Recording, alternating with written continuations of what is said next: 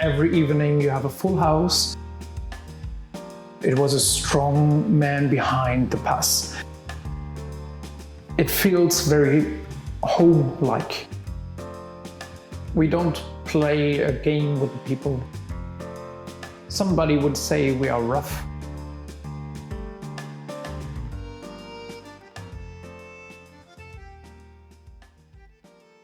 Jonas, thank you very much for making it possible to the Intervyu channel. I know you had a very long working day today and very much appreciate that you had it.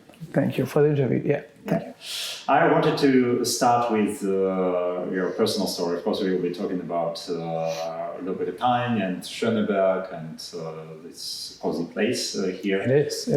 But you're originally from Kassel. Yeah, That's so correct. just last year, so I was for the first time in Kassel, and this is quite different from Berlin, right? It is. So you have a very different, so it is Germany, but it's a different culture. Like you have the very open-minded people, very alternative people in Berlin, very,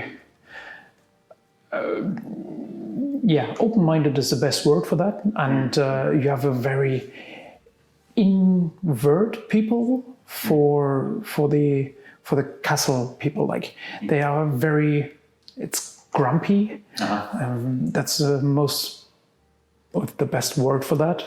You have they're more, that's mine. That's okay. Yeah, I like that. Not more. And the people in Berlin, it's like, oh yeah, tell me more about this, and yeah. So that's I like much more. Yeah. So, but I think so. I was there in a pastry shop, so and also French pastry shop. So in Kassel, so it is also quite. So just for me, Kassel. First of all, you always pass Kassel if you go by train. Yeah. So just like everybody knows Kassel about this. Yes.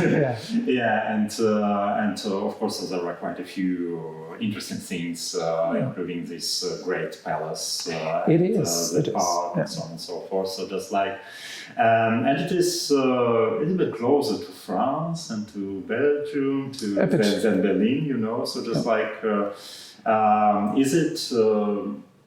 Where you tapped inspiration for this French cuisine, so French pastry and so on and so forth? I think it's coming more for the nomad things, what I do, like to travel around, to learn from different pastry chefs, from different pastry shops, the most interesting things, and do the most beautiful things to try to do. And it's more this kind of traveling and open-minding thing, that's nearly to France or Belgium. And it is like, that's one of the jobs where you can do it. So not every job have this kind of chance to travel around all over the world, not only in Europe or Middle East, whatever. So you can travel around all over the world, and you can learn so much different things and so much techniques to do a new good pastry than in our jobs. So like a pastry chef, and that's one of the best learnings and one of the best things you can do in your work life. So yeah. But you told me that you used to live and work in Belgium, in Switzerland. So just like, how different were those experiences for you? So as a pastry chef and as a resident of these countries? So in Belgium it was very tough it was a 2-star Michelin restaurant, and it was very tough, very focused, very exactly, and kind of it was a strong man behind the pass, and it was very he was a very exhausting man, and it's a very loud man, and he was a very strict guy to his blades. What we do, also the pastry ones, or like the desserts, and in that there I learned a very good discipline to focus on something what I do. And in the Switzerland was more like very exactly, but just with a bit time. Like you do that one, you do it very exactly, but take your time to do it. So it was a bit slowly, but not in a negative way. So it was a good focus on the details. Both Belgium and Switzerland is famous for chocolate. Absolutely, yeah. So, and then you were experimenting with chocolate a lot there. So it's, I suppose, Yeah, I try to. It's not that easy to do it in this kind of rooms. So we have a very small pastry. So you see it before the interview, and there's quite hard in it when we work in the summer, so we can't do something with chocolate. And right now we try to, so our Christmas things what we have in the line, it is with a kind of chocolate things, and there's a lot of different chocolates inside, so 3 different chocolates we have. And that's I try to do it, to learn the people to use the chocolate, how you do use it right. And so I try to do it. Yeah. So, but what did these experiences in other countries, than Germany, Kassel, Berlin, so bring to you? So, just like I understand, so this was a very good education for you as a great pastry chef. So, but for you personally, so how did you perceive this environment you used to work in? So. I think it's the best thing what I learned is the very strict and very focused on something at work. So my private things in my private rooms, it was like a bit like lazy, but at work I'm a very strict guy. I'm a very focused, very I like when it's a good flow, but it's have to be very perfectly. Everything, every piece have to look the same, but with a little touch of human-like. So you see it is made by hands, by our hands, but you don't think that maybe they buy it anywhere or something like this, but we do it here, and the people are very exciting for that, and that's what I like. So so it's more like the focus, the perfectionist, and the to do it very, very good. And actually, so yes, sometimes you think, okay, so there are certain kinds of pastries you have. So my favorite is eclair. Yes, and then you think so eclair there, eclair here, not too much difference. So, but in general, so I think there is a lot of room for creativity and inspiration. Yes. So just because, and even so, I mean, so here at Le Breton, also eclairs are different not only in taste, but also because you have this Le Breton on each of eclair. Of course, or on other pastries, you know. So just like what makes this pastry here so unique? I mean, so just I'm not the only fan of your pastry. That's right. I hear about that. Really? So I think for the people here in this area, in this Kiez, it's a lot of quality in our pastry. We tried to use only the French chocolate, and we tried to use always the fresh apricots and so very seasonal things. Not everything, of course. Nobody can do just seasonal things, and not at the winter. And it is a lot of quality in it. So we don't buy the cheapest one of strawberries in the summer. So we buy it from Karl's Erdbeerhof. So that's a very, very good quality. The taste is amazing of that. And yeah, it cost maybe 13 euros per kilo, but it's the taste in it. And together with that, good almond and a good butter of it, it's much, much better than you buy some very cheap ones, put all together, and it tastes like water. So we don't need that. And my chef want to have that one, like very good quality, and that's one of his specialities. Yeah. So if you do the thing, so make it perfect, right? So of course, yeah, I do. Yeah. This is your motto. Yeah. So I know that you also worked for KaDeWe, so a big department store here in Berlin. It is.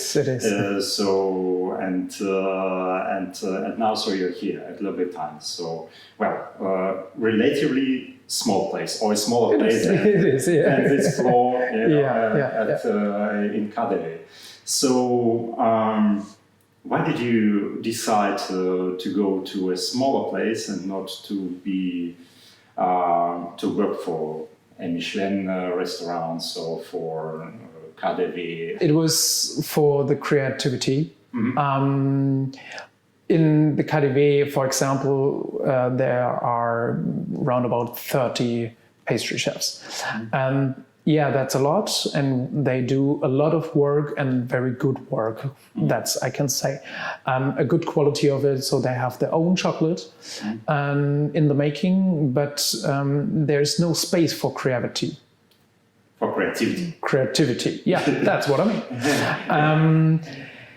So it's all it's coming from France. And in my head, it was more like, okay, you will do something, maybe change a bit of that one, the flavor would be better, and I can't do it there.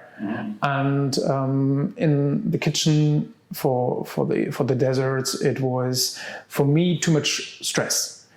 It is a lot of stress. You have a lot of work you have to do. And you need to deliver. Exactly. And every evening you have a full house, and you have to present. Everything have to be perfect. I've talked to Charles, the owner of the place, and he said that he had a restaurant just around the corner about 16 years ago. It was open 16 years ago. So now there are two spots in Berlin. So one is near Mehringdamm, so Bergmann Kids, in a real market hall, and another one is here. So it's not only about pastry, it's also about galette, about crepe. Yes. Yeah, it's about great French chocolate, so not cacao, just like in Germany. Yes, maybe you can tell a little bit more about the chain, so because two shops are a chain already. It is, yes. So the thing is that to beginning, Charles is arrived to Berlin with his wife. And the both who's German ones, she's coming from Göttingen, and they both open a shop like a bistro. There was the problem that they worked just for nothing, so there was no profit in it. So that was just like up to zero, and then start to work again, and then it was just like the up to to no profit ones, non-profit ones, and that's you can do it for a short time, but not for every day. Yeah, usually the taxation authorities here in Germany, they allow you to be not for profits for 3 years or something like this, and then they ask, so is it really the thing you would like to do? Exactly. So, and there was a problem, and they, after 3 years, he said, okay, we canceled that. And he opened a croissanterie in the Maheinecke-Halle at the Bergmann-Kiez. And there was a very good spot for that. So there are a lot of tourists, a lot of people that walk around for tourist things, and a very good Kiez and area for living there. And he beginning to do the crêpe and galette was about his history. He's coming from Brittany. Yeah. From the Brittany, from the Bretagne, and he decided to bring it to this Kiez. There was nobody they do that, and he was the first one for that, and he do it very, very good. And all the different ones what we have, the sorts was quite good, and would be always better if we do it every day. And that shop here in Schöneberg was more random things. Like he saw it. It was a free room of that, and he thought, okay, maybe that could be something good, and do the same in here, crêpe and galette, or the croissant things. It was very good ones, and some people will say that it's the best croissant in Berlin. I can say that for no reason, but it was like a very good one. And after 3 years, he have this shop. 2-3 years, he start to do a pastry. With a French pastry chef. He's coming from Lyon, it was, and he have a good experience to bring it in. And we have right now we have the knowledge of 7 different pastry chefs. What was before me in here, and bring their own knowledge, their own experience to Le Bretagne. Yeah, and you also tap inspiration from exactly, yeah, exactly. So we bring it all together. We have the receipts from that, and so some receipts of, and we try to be better every day. With everybody will coming to us to bring new receipts, new inspirations, new techniques. To learn something, and we learn from him, and they will learn from us, I guess. So, in the best case, and yeah, so that's. So, but both places have survived the Corona pandemic, and that means that they are really good, you know. Yes. So it's like because not everybody lived. Yeah, not too many have survived. You know? Yeah. So just like. We changed our sortiment to in Schöneberg we don't have galette and crêpe right now for that time. We focused more on the pastry, and we have more different ones in here than in Kreuzberg right now. And we think here is a better place to stay, to drink cafe, eat a cake, and relax a bit, and come down from the working day, kind of. And for Kreuzberg, it's more the fast things, like you will eat a lunch quickly for half hour, you will drink an espresso, a very good one, and then you leave. And there we have much more people. They don't stay, so they take it away. And here in the pandemic, it was much more than we have before. and it was very good for us, of course, but it was a very strange situation for us. So we think, okay, everything it's going quieter, would be a bit less of work, but it was the opposite of it. So it was a lot of more. So the people take a croissant in the morning, and maybe for the evening or for the around about 3 o'clock, he wanna some cakes to surprise himself, or I don't know why, but it was a very good chance for us. Yeah, also to go out of those. Exactly. Walks, Yes. Just for a walk. Yeah. Yeah. It was. Exactly. Yeah. So, interesting story. So, but look. So, what kind of audience or what kind of public is frequent here? So, at the cafe. So, I can imagine. So, it is very international crowd of people. So, but who are they? We have a good mix of all, I guess. I remember a good friend of me right now is a friend of me. He's coming from India. We have very good friends of the cafe, was Turkish, was French guys, a lot, of course, and a lot of English people is coming. We have like completely international, like typical Berlin, and it was very international kids in here. So, but the opposite of it is we have a lot of people, they're coming from Berlin, grow up in here in these kids, and the mix of it is absolutely amazing. So I like the people here a lot. So yeah. Yeah, and I also know that many teachers are coming here that's also good, to visit you. So because there are quite a few schools around there. So that's interesting. So I can imagine that they are attracted by your chef d'oeuvre. So just by your pastry. Yeah. So, but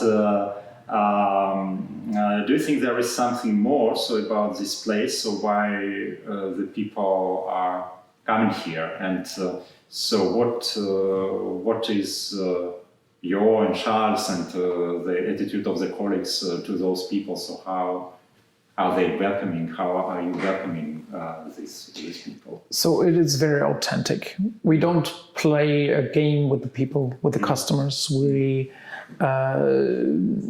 sometimes maybe somebody would say we are rough. But it was just Berlin typical things. And we are very warm welcomed for people, and very authentic people is working here. We don't try to be a very fancy one or trying to be a very old traditional one. So we are what we are, and we don't play some games with the customers. Yeah, that's what I can say. So just then open-mindedness and no games. No games. Yeah, exactly. Okay, great. Yeah. So, but you're also quite an international team. So you have French, Germans, Polish, Georgians, Brazilians in your team, Ukrainians, and so on and so forth. So how do you manage to network and to work together? Because one thing is, of course, so you see a customer only. I don't know. So you have, of course, frequent customers. So, but still, it is for half an hour, 1.5 hours. So they are leaving. So, but in the team, so it is a completely different situation. So how are you getting on terms of inside the team? That's a good question. So I guess for me personally, I can say I'm a very strict guy, and I like the discipline of my colleagues in Schöneberg mostly, and we try to be very focused. on that what we do. For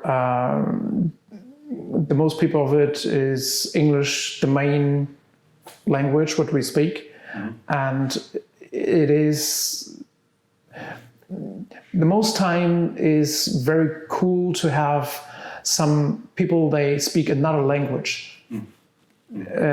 Doesn't care which kind of. So if you have some people with accent, it makes more sympathetic. And you have some more customers. They're coming from other countries, maybe English the most time. So everybody can speak English, better or not. So. But if you have a kind of Brazilian guy that is coming from Brazil just for traveling, he visit us and we have somebody that can speak Brazil. It is, or Portuguese, I guess. And that's the Brazilian Portuguese is different. Yeah, so it was a bad example, but it was like for Imagine it was like, and for the people it's like this warm welcome every time when they arrived us, and we have some people they speak Turkish or Polish or something like this and can't speak English, and we have the guys they speak another language in here. It is very, it feels very home-like for the people directly, and that's why it is very cool. So managing this is a competitive advantage, you know. It so is, you need to have this diversity of teams. So, but you know there are these very thick books about how to make it possible such international teams to work. It is very difficult the most time, but it makes fun for that. So it is a challenge every day, but it's like you will learn from that, and that's why it is. It's a good one. And I know that your team is also so have different generations there. So I think so.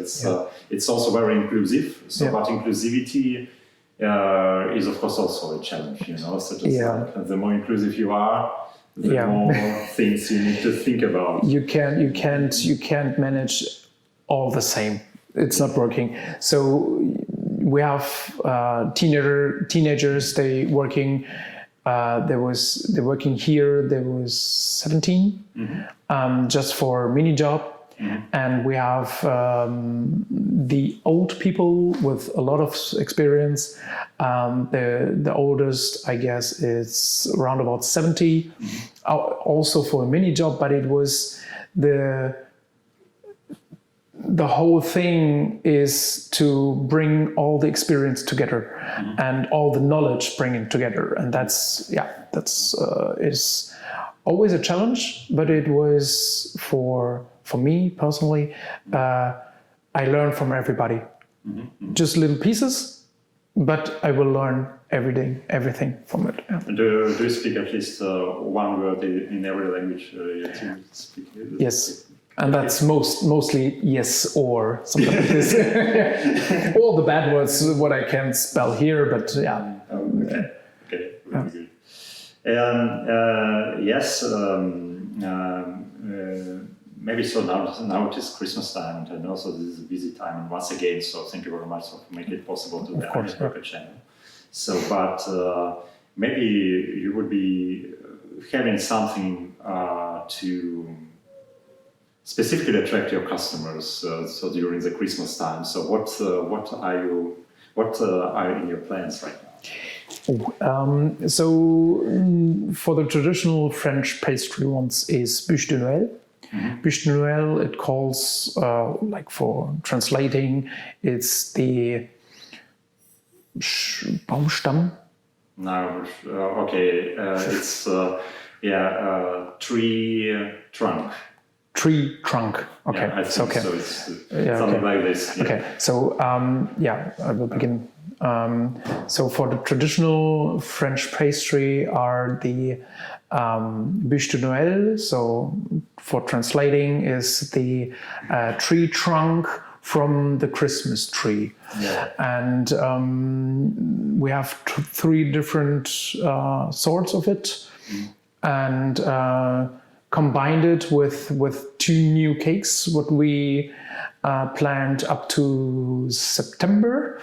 So our Christmas preparing beginning at around about September, and planning what we do, how we do it, how we design it, and the most important things are how they taste it.